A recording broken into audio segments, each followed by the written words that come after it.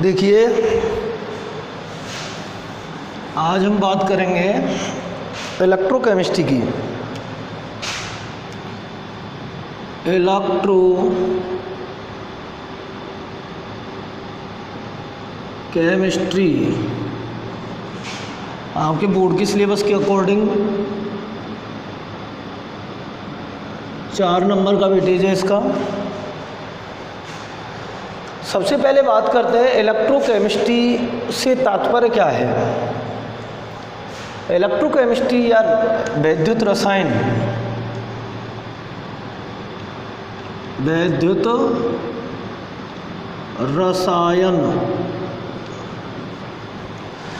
रसायन विज्ञान की वह शाखा जिसके अंतर्गत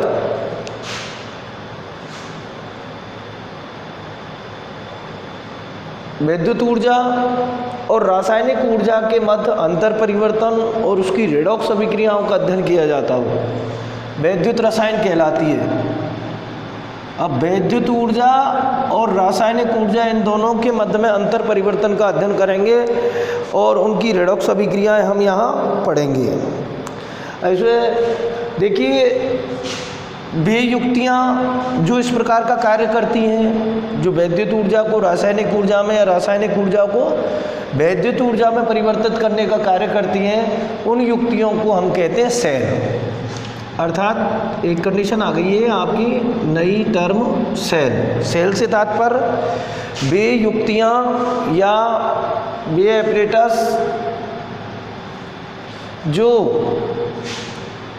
या तो वैद्युत ऊर्जा को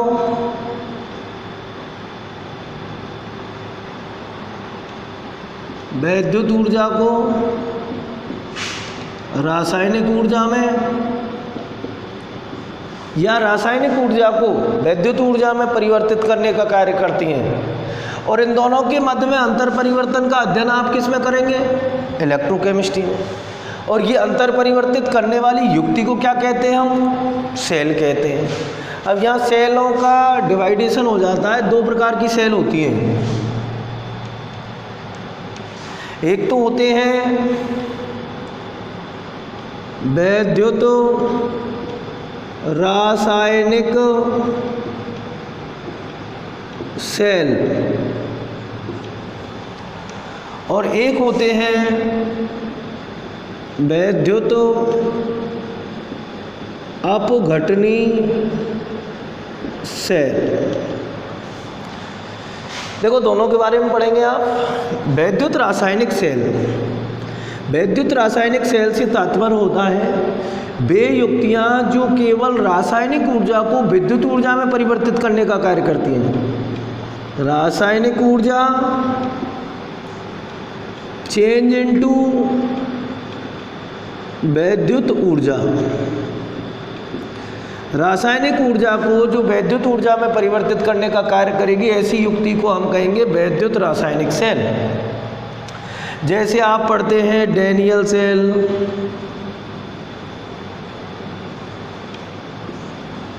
डैनियल सेल जो होता है ये रासायनिक ऊर्जा को विद्युत ऊर्जा में परिवर्तित करने का कार्य करता है। जैसे आप ये पढ़ते हैं ना, ये बटनी सेल जो होते हैं, निकल कैडमियम सेल जो होता है, या आपका लेक्लांसी सेल जो होता है, ये सब वैद्युत ऊर्जा को रासायनिक ऊर्जा को केवल वैद्युत ऊर्जा में परिवर्तित करने का कार्य करते हैं। और एक होते हैं वैद्युत अपघटनी सेल, वे सेल जो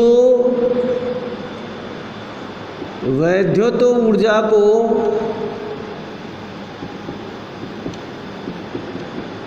रासायनिक ऊर्जा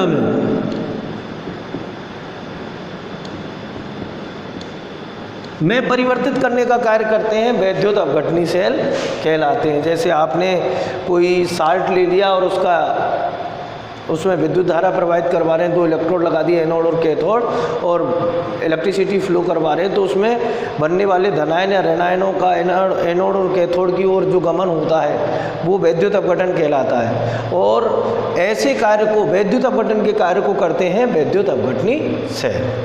सबसे पहले हम बात करेंगे वैद्युत रासायनिक सेलों की।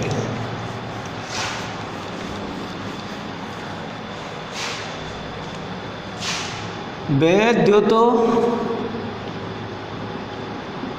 रासायनिक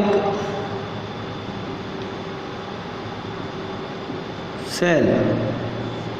सबसे पहले वैद्युत रासायनिक सेल ए वोल्टा और एल गैल्वनी नामक वैज्ञानिक ने बनाया था। ए वोल्टा एवं एल गैल्वनी, ए वोल्टा एंड एल गैल्वनी, ये दो साइंटिस्ट थे। इसके नाम पे डेनियल सेल को वोल्टीय सेल भी कहते हैं हम, वोल्टीय सेल या गैल्वेनी सेल भी कहते हैं। अर्थात डेनियल सेल जो होता है उसकी खोज ए वोल्टा और एल गैल्वनी नामक वैज्ञानिकों ने की। इनके नाम के सम्मान में डेनियल सेल को आप वोल्टीय सेल या गैल्वेनी सेल भी कह सकते हैं। वैद्युत रासायनिक सेल की श्रेणी में आता है। और वैद्युत रासायनिक सेल में हम बात करेंगे सबसे पहले डेनियल सेल। डेनियल सेल की बात कर रहे हैं। ऐसा सेल है, ऐसी युक्ति है जो केवल रासायनिक ऊर्जा को विद्युत ऊर्जा में परिवर्तित करने का कार्य करती है। जैसा कि आपने पिछली कक्षा में अध्ययन किया है डेनियल सेल के बारे में, उसी चीज़ को अपन यहाँ रिपीट करेंगे, बड़े स्तर पर रिपीट करेंगे। देखिए, हम बात कर रहे हैं डेनियल सेल में। सबसे पहले बात करेंगे हम बनावट। तो इसकी बनावट कैसी होती है? इसमें हम दो पात्र लेते हैं। एक पात्र तो हम लेंगे जिंक का, ये ले लिया जिंक का पात्र, और दूसरा पात्र हम लेंगे कॉपर का पात्र। जिंक के पात्र में एक मोटी जिंक की छड़ लगाएंगे, छड़, और कॉपर के पात्र में पतली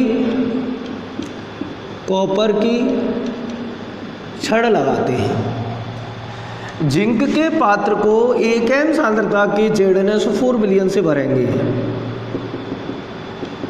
ये जिंक के पात्र को हमने भर दिया है 1 m कंसंट्रेशन का ZnSO4 विलयन। इसी प्रकार कॉपर के पात्र को आप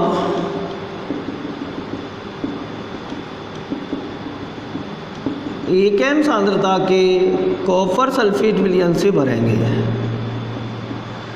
1 m कंसंट्रेशन कॉपर सल्फेट विलयन।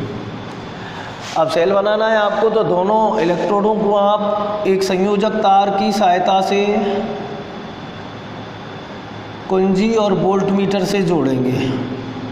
इस प्रकार से ये जोड़ दिया। संयोजक तार की सहायता से दोनों इलेक्ट्रोडों को, कॉपर का इलेक्ट्रोड और जिंक के इलेक्ट्रोड, इन दोनों को आपने कुंजी और वोल्टमीटर की सहायता से जोड़ दिया है। परिपथ को पूर्ण करने के लिए दोनों धातु आयन विलयनों के मध्य में साल्ट ब्रिज का निर्माण करते हैं, साल्ट ब्रिज लगाते हैं। ये है साल्ट ब्रिज।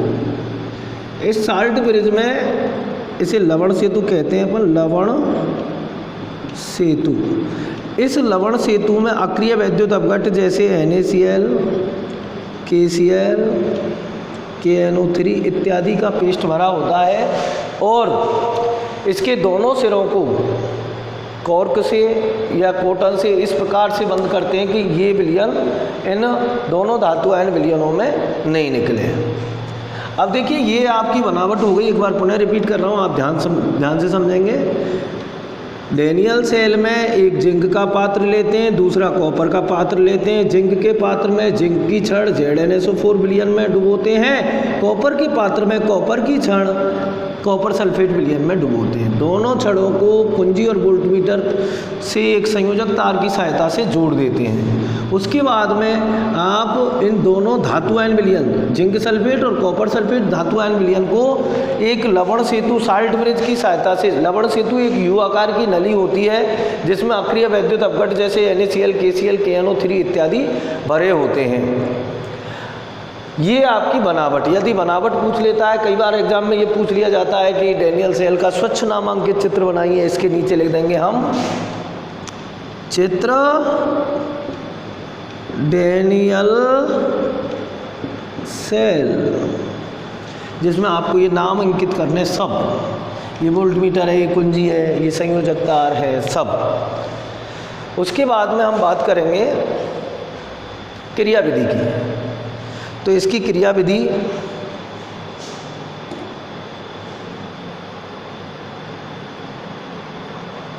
देखिए,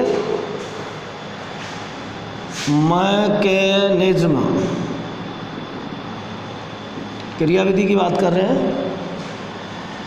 जैसे ही हम कुंजी को चालू करते हैं, यहाँ ध्यान दें, जैसे ही कुंजी को आप चालू करेंगे, जिंक की मोटी छड़ धीरे धीरे धीरे धीरे पतली होती जाती है और कॉपर की पतली छड़ धीरे धीरे धीरे धीरे मोटी होती जाती है। एक्चुअली होता क्या है कि जिंक इलेक्ट्रॉन त्याग कर Zn2+ आयन बनाता है। त्यागे गए दोनों इलेक्ट्रॉन, ये इलेक्ट्रॉन त्यागे गए इलेक्ट्रॉन संयोजक तार, चालक तार की सहायता से जिंक इलेक्ट्रोड पर आते हैं, कॉपर इलेक्ट्रोड पर आते हैं। कॉपर इलेक्ट्रोड जिस विलयन में डूबा हुआ है वो है कॉपर सल्फेट विलयन। तो कॉपर इलेक्ट्रोड से कॉपर सल्फेट विलयन में आकर के उसके Cu2+ आयनों द्वारा ग्रहण कर ली जाती है। ये तो हुई ऑक्सीकरण अभिक्रिया, ऑक्सीकरण अभिक्रिया।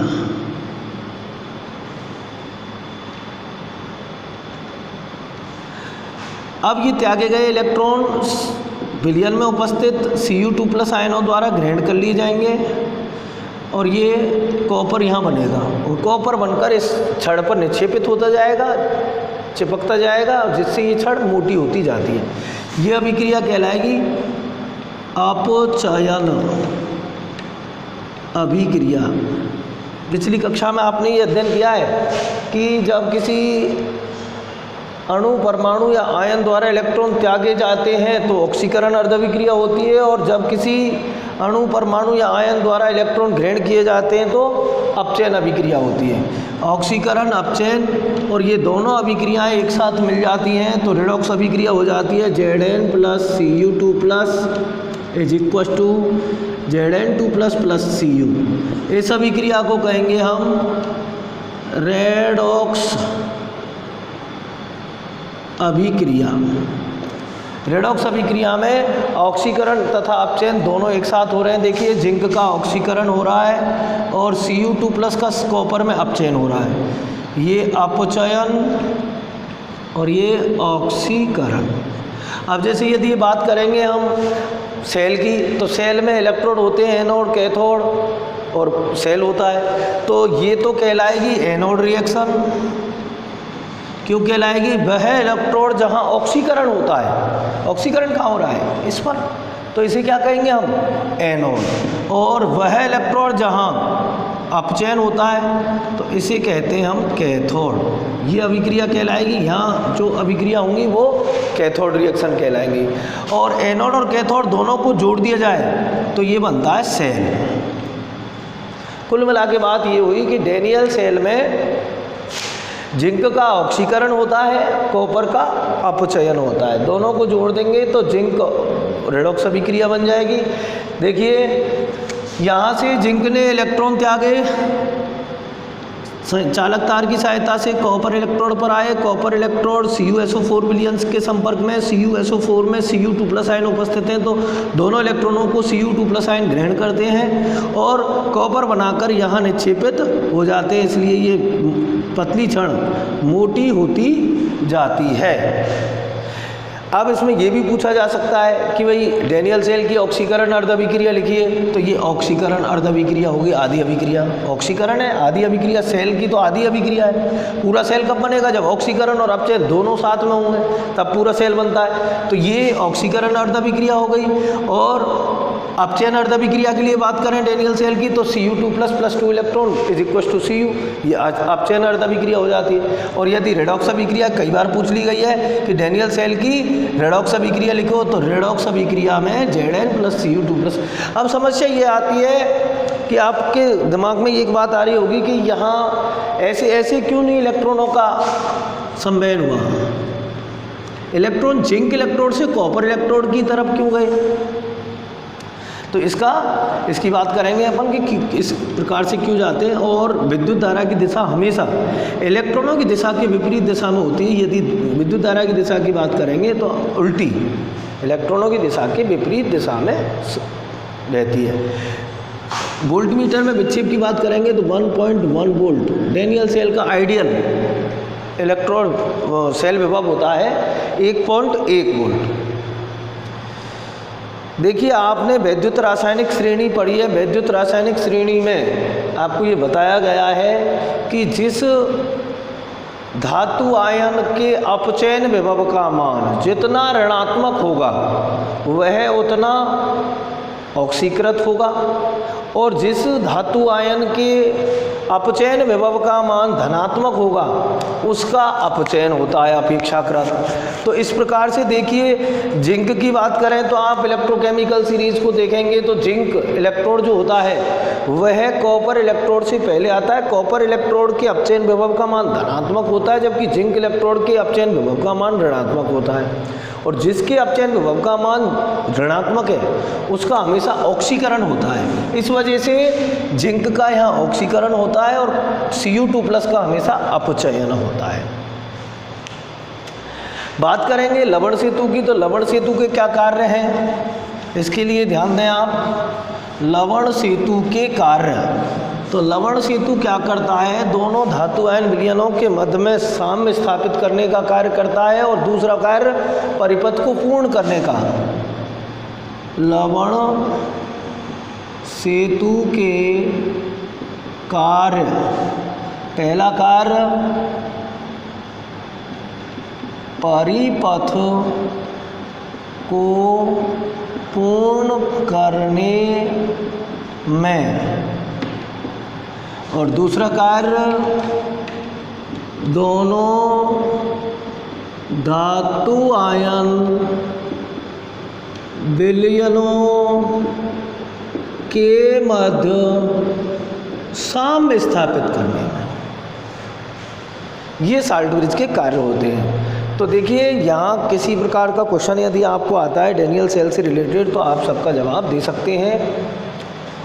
यदि बात आती है कि वैद्युत रासायनिक सेल किसे कहते हैं, तो वैद्युत रासायनिक सेल से तात्पर्य क्या होता है, वे सेल या वे युक्तियाँ जो रासायनिक ऊर्जा को वैद्युत ऊर्जा में परिवर्तित करने का कार्य करती हैं, वैद्युत रासायनिक सेल कहलाते हैं। कि इनमें डेनियल सेल की बात कर रहे हैं तो डेनियल सेल की बनावट आपको मैं बता ही चुका हूँ। जिंक का पात्र, कॉपर का पात्र। जिंक के पात्र में जिंक की छड़ 1 एम सांद्रता के ZnSO4 विलयन में, कॉपर के पात्र में कॉपर की छड़ 1 एम सांद्रता के कॉपर सल्फेट विलयन में। दोनों को एक संयोजक तार की सहायता से कुंजी और वोल्टमीटर से जोड़ देंगे, और उसके पश्चात परिपथ को पूर्ण करने के लिए आप क्या करेंगे, लवण सेतु का निर्माण करेंगे, लवण सेतु बनाएंगे या लवण सेतु उसमें लगा देंगे दोनों धातु आयन विलयनों के मध्य में। फिर बात कर रहे हैं अपन इसकी क्रियाविधि की। तो जैसे ही कुंजी को चालू करते हैं तो जिंक की मोटी छड़ पतली होती जाती है, कॉपर की पतली छड़ मोटी होती जाती है। इसका मतलब ये है कि जिंक का ऑक्सीकरण होता है और कॉपर का अपचयन होता है। जिंक का ऑक्सीकरण होता है Zn = Zn2+ + 2 इलेक्ट्रॉन, और कॉपर का अपचयन होता है Cu2+ + 2 इलेक्ट्रॉन = Cu। दोनों अर्धविक्रियाओं को लिख देंगे आप। जिंक वाली अभिक्रिया अर्धविक्रिया एनोड अभिक्रिया कहलाएगी, जबकि Cu2+ + 2 इलेक्ट्रॉन वाली जो अर्धविक्रिया है वो कहलाएगी आपकी अपचयन अर्धविक्रिया या कैथोड अभिक्रिया। इन दोनों को जोड़ेंगे सेल अभिक्रिया बनेगी Zn + Cu2+ = Zn2+ + Cu। इसे रिडॉक्स अभिक्रिया या डेनियल सेल की सेल अभिक्रिया भी कहते हैं। 298 केल्विन टेम्परेचर 1 atm दाब पर डेनियल सेल के मानक इलेक्ट्रोड विभव का मान 1.1 इलेक्ट्रॉन वोल्ट होता है। ये मानक वैल्यू है, आइडियल वैल्यू। अब बात करेंगे आप प्रदर्शित कैसे करेंगे सेल का प्रदर्शन। इलेक्ट्रोकेमिस्ट्री की लैंग्वेज जो होती है उसमें अलग तरीके से प्रदर्शित किया जाता है। प्रदर्शन का मतलब ये नहीं होता कि उस सेल का चित्र बना दें आप और ये प्रदर्शित हो गया। सेल का प्रदर्शन के लिए आपको कुछ चीज़ें याद रखनी होंगी। मैं एक टर्म लिख रहा हूँ लॉन।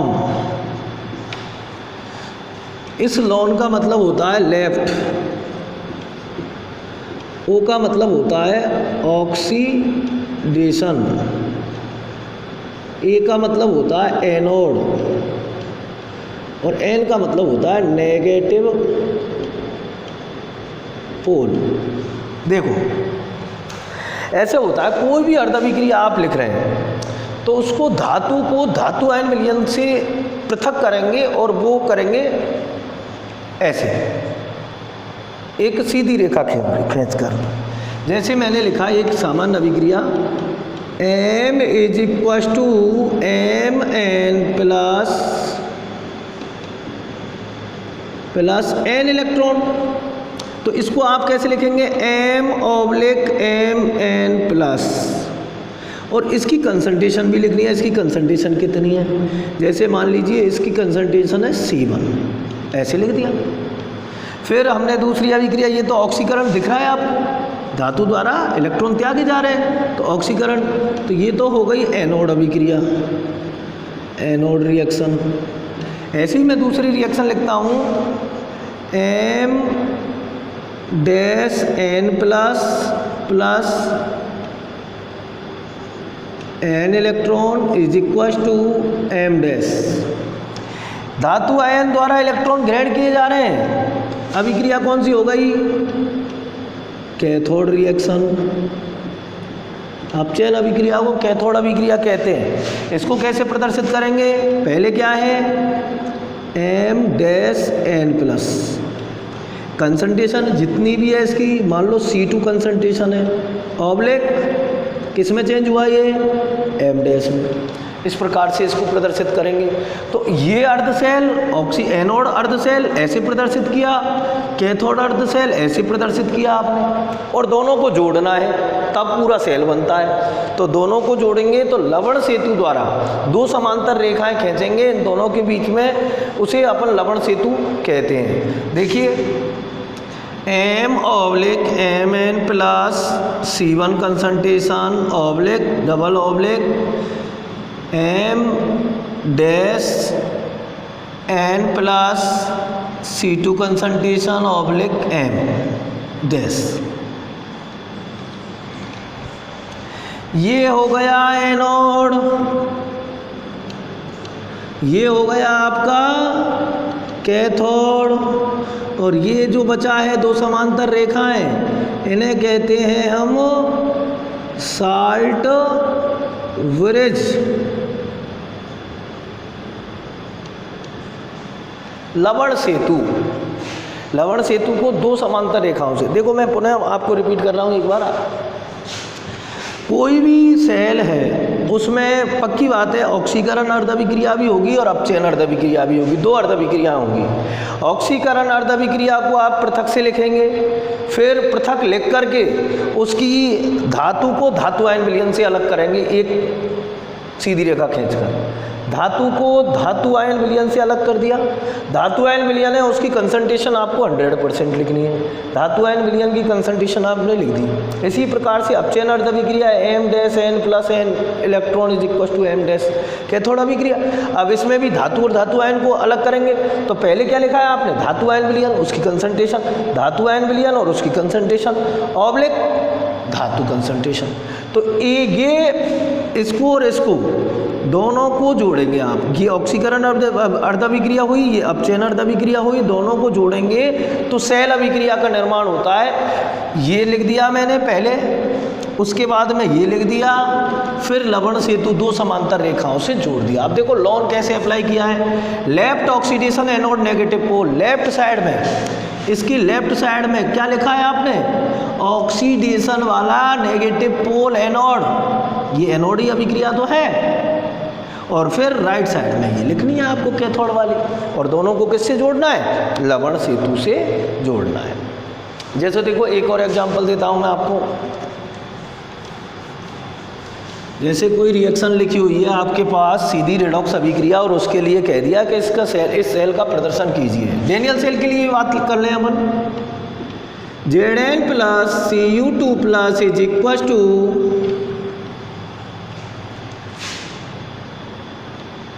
Zn2 प्लस Cu, ये रिएक्शन है। ये डैनियल सेल की रेडॉक्स अभिक्रिया होती है। अब इसको आप कैसे प्रदर्शित करेंगे? तो पहले तो इस अभिक्रिया को दो टुकड़ों में तोड़ दीजिए। Zn is equal to Zn2 plus 2 electron 1m concentration और Cu2 plus 1m concentration plus 2 electron is equal to Cu।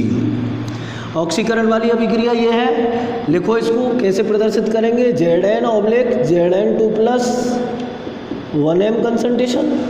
इसको कैसे प्रदर्शित करेंगे? Cu2 प्लस Cu, इसकी 1m कंसंट्रेशन, ऐसे लिख दिया। दोनों को जोड़ रहे हैं आप तो लवण सेतु से जोड़ेंगे। लेफ्ट साइड में क्या आएगा? Oxidation negative pole. तो लेफ्ट साइड में लिखो Zn/Zn2 plus 1m concentration double oblique लवण सेतु Cu2 plus 1m concentration oblique Cu। देखिए ये डैनियल सेल का प्रदर्शन हुआ। डैनियल सेल को आप इस प्रकार से प्रदर्शित करेंगे। इसमें ये हो गया आपका एनोड, ये हुआ कैथोड और ये हुआ साल्ट ब्रिज लवण सेतु।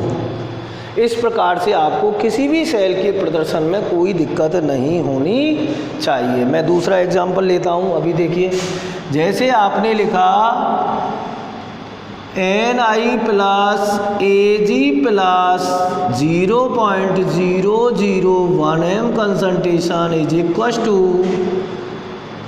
Ni2 plus 0.160m concentration plus 2Ag, इस प्रकार से, या Ag लिख दें आप।